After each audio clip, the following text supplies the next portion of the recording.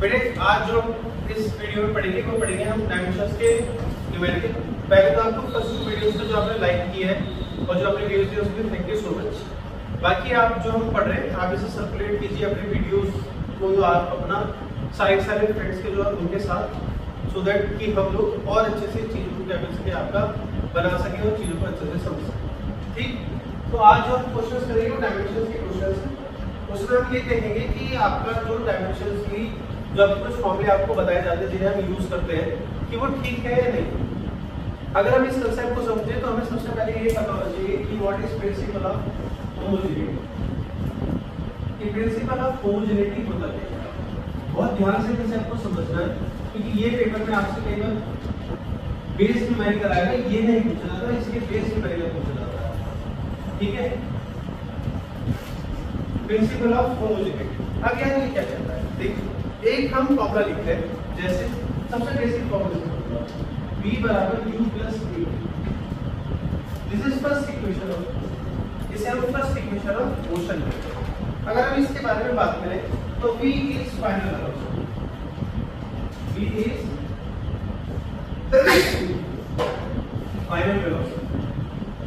आपसे पूछिए u क्या है, तो u is initial velocity of A वाले कुछ बोल सकते हैं, u इज बेटे अगर a के बारे में बात करें, a is acceleration and t is, अरे हाँ यार हमने क्या पढ़ा, हमने पढ़ा है ये बचपन से लेकर अब तक कि ये जो साइन है आपका इक्वल टू का, इसका साइन है, ये जो वेलोसिटी है इसका मतलब है कि जो इधर भी होगा सब वो भी वेलोसिटी ही होगा, वो भी क्या होगा आपका वेलोसिटी। देखो कैसे, u तो आपको इनिशियल वेलोसिटी दिया ही हुआ, ये क्या होगा आपका एक्सेलरेशन इनटू टाइम। क्या ये वेलोसिटी है, तो देखो एक्सेलरेशन का फॉर्मूला होता है बेटे वेलोसिटी अपॉन टाइम। अरे हां यार ना, और इसके साथ मल्टीप्लाई में क्या दिया हुआ है आपका, तो टाइम से टाइम क्या कर सकते हैं, इसका मतलब क्या है आपकी वेलोसिटी, समझ रहे हो। तो हमने क्या करा, v बराबर u प्लस at में ये चेक करेंगे कि अगर ये वेलोसिटी है तो इधर की टर्म की क्या वेलोसिटी है। अगर इधर की टर्म की वेलोसिटी है तो जो इधर का डायमेंशन आएगा वो भी इधर का डायमेंशन आएगा आपका इस साइड।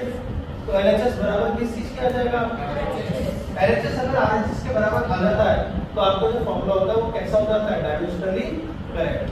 कैसा हो जाता है, डायमेंशनली करेक्ट। कैसा हो जाता है, डायमेंशनली करेक्ट। अरे हाँ है ना, कोई दिक्कत, कोई परेशानी इस बात में।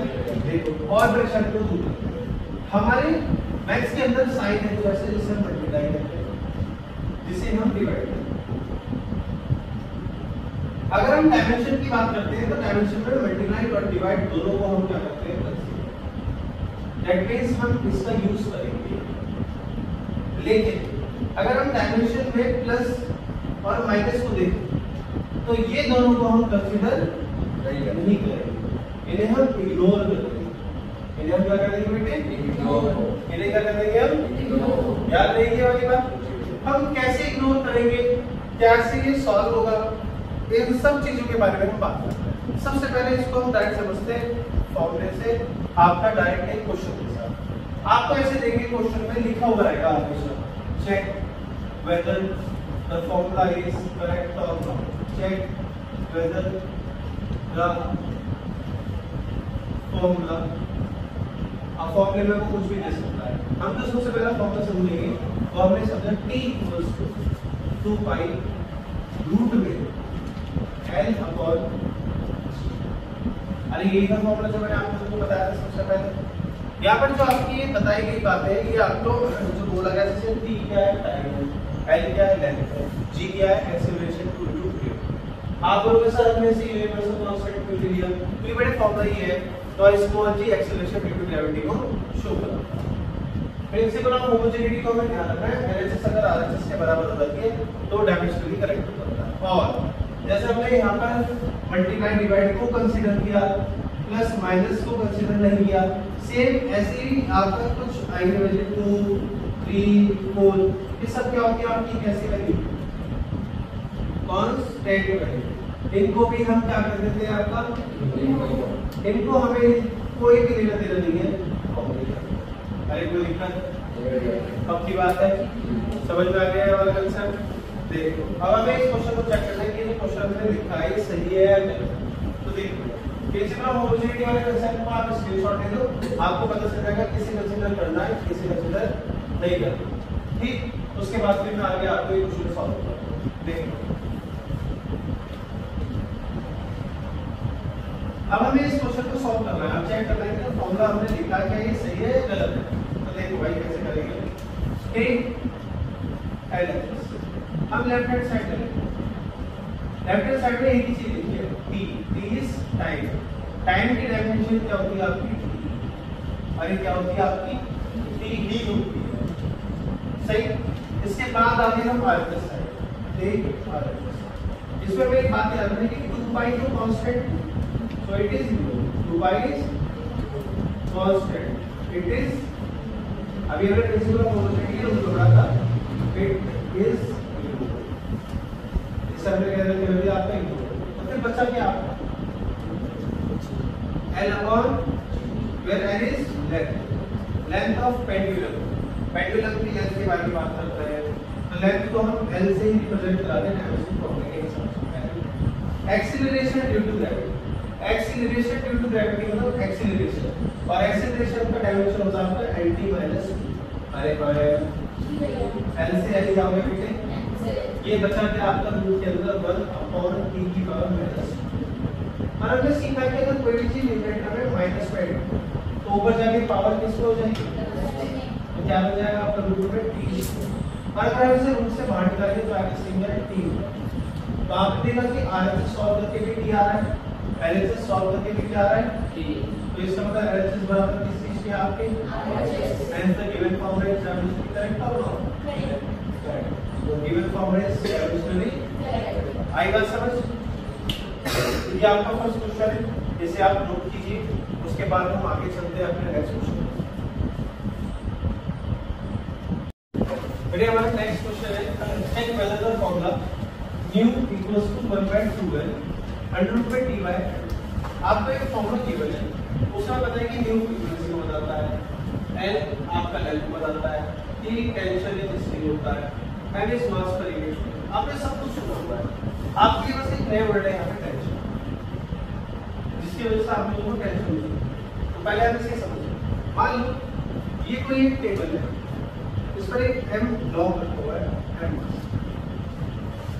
यहाँ पर एक ग्रुप है जो इस तरह से कर रही है, ऐसे आपका एक और आयरन बॉल है जो इसके साथ आपकी जुड़ी हुई है। आयरन बॉल में भी कुछ आपका कैपिटल एम मास होगा। ये बॉल कोशिश करेगी ये नीचे की तरफ जाए और ये इस ब्लॉक को भी अपनी तरफ खींचने की क्या करेगी कोशिश करेगी, लेकिन ये बीच में क्या है आपका ये खुली हुई जैसे स्ट्रिंग, इसे आप रस्सी कहेंगे। ये जब डाउनवर्ड डायरेक्शन में जाएगा तो खिंचाव पैदा होगा और इसके जस्ट अपोजिट होगा ऊपर की डायरेक्शन में, ऐसे। और वो जो ऊपर की डायरेक्शन में थोड़ी होगा, this is known as what, this is known as tension. इसी को ये tension, tension is a kind of force. Tension आपकी एक तरह की आपके बेटे फोर्स, ये वाली बात हमें याद रखनी है, ठीक। अब देखो, अब हमें ये चेक करना है कि जो फॉर्मूला है सही है। m क्या होता है, मैंने स्मॉलेस्ट को बताया मास पर यूनिट लेंथ, कि मास को हम किसी से डिवाइड करेंगे लेंथ से डिवाइड करेंगे, ठीक है। आपकी टेंशन है, tension is special kind of force. अब आप समझिए इस क्वेश्चन को कैसे बनाएंगे और कैसे हमें करना है। देखो LHS given is at RHS, तो हम सबसे पहले क्या लेते हैं इसमें LHS, एक LHS new frequency. Frequency is inverse of time period, ये टाइम पीरियड का उल्टा होता है, इसलिए हम इसको 1/t और 1/t का डायमेंशन कितना है बेटे सॉल्व करेगा तो अब हम इसका डायमेंशन है 2/n। अगर ये डायमेंशन भी करेक्ट फॉर्मूला में शो कराना है तो आपको ये पता होना चाहिए कि जितना LHS है उतने बेटे क्या आना चाहिए आपका, अरे उतने क्या आना चाहिए आपका, कोई दिक्कत कोई परेशानी। RHS पे आते हैं और इधर इतना 1/2 इज कांस्टेंट, अरे हाँ है ना, और कांस्टेंट वैल्यू को हम डायमेंशन के अंदर क्या कर सकते हैं, इट कैन बी, हम इसको इग्नोर करें, दैट इज हम इसको कंसीडर नहीं करेंगे। तो हम कंसीडर करेंगे किसको, तो आपको अगर वैल्यूज दे रखी है हम उसको कंसीडर करेंगे। कैसे कंसीडर करेंगे, ये जो 1/l है ये एज इट इज आएगा, l इज लेंथ, इसलिए आगे आपका 1/l ये आ गया। Tension is special kind of force, force की डायमेंशन होती है mT minus upon mass. m से m बेटे क्या होता है, क्या बचा आपका Lt माइनस, कोई दिक्कत देखो फोर्स की डायमेंशन mT माइनस 2 या mT माइनस 2 फोर्स की डायमेंशन mT माइनस 2।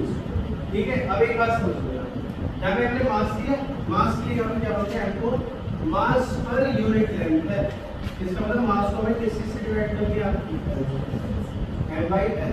तो ये m/l का जो यहाँ जो l आएगा ये रूट के काम हो जाएगा आपका, काम हो जाएगा आपका। तो ये क्या बचेगा रूट के अंदर l2 d माइनस, अरे हाँ यार, और रूट के बाद क्या आएगा आपका 1/, अब की बात ये आ गया आपका 1/l L2 अपॉन t।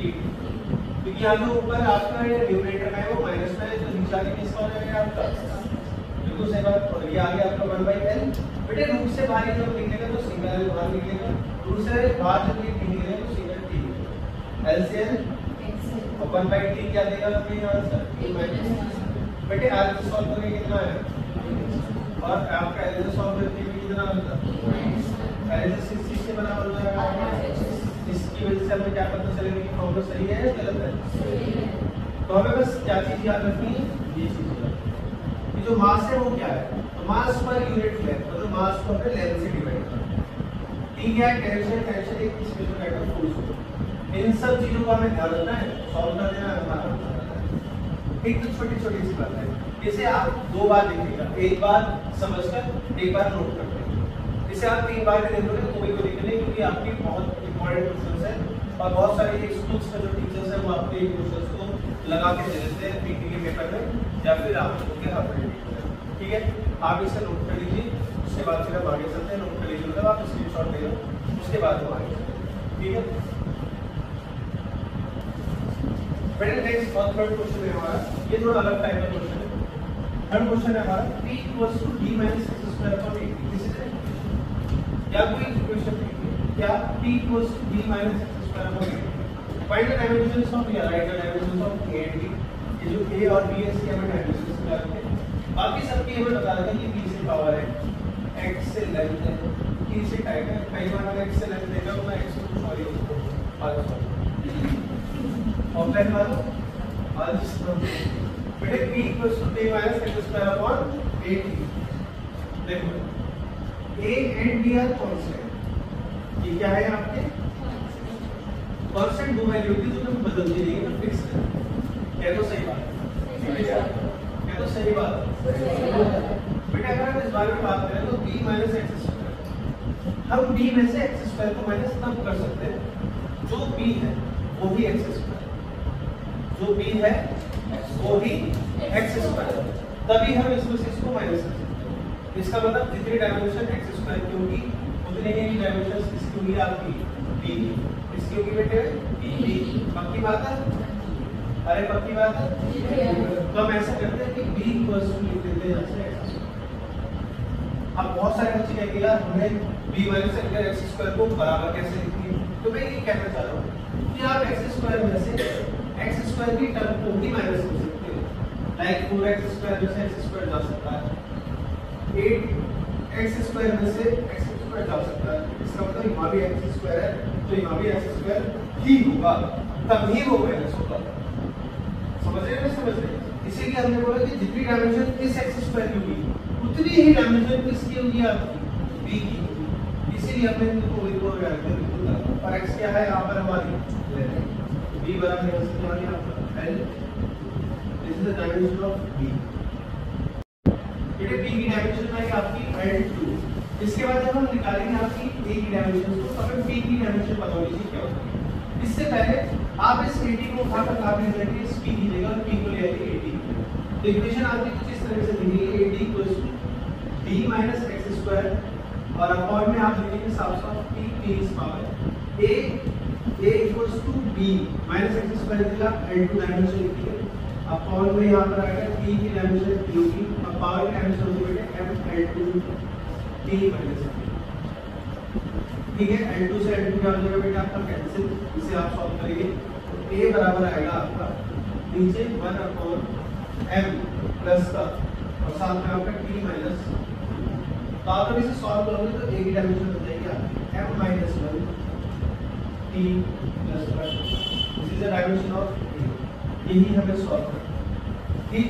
तो ये b की डायमेंशन, ये a की डायमेंशन और पेपर में आपके 3 से लेके 2 नंबर क्या हो जाएगा बेटे ठीक है। ये आपका था कंक्लूजन। इसके बाद जो हम क्वेश्चंस करेंगे वो नए फॉर्म में